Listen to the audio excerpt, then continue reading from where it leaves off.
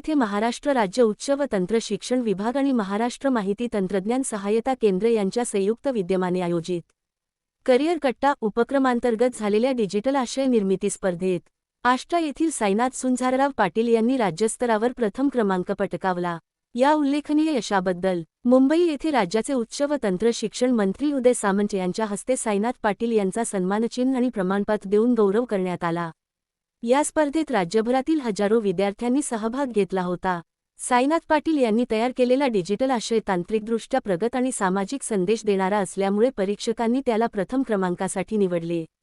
दरम्यान भारती विद्यापीठाच्या यशवंतराव चव्हाण विधी महाविद्यालयाने देखील या स्पर्धेत घवघवीत यश मिळवत कोल्हापूर विभागात उत्कृष्ट विभागीय महाविद्यालय, उत्कृष्ट जिल्हास्तरीय महाविद्यालय आणि जिल्हास्तरीय उत्कृष्ट करिअर संसद या तीनही गटात प्रथम क्रमांक पटकावला।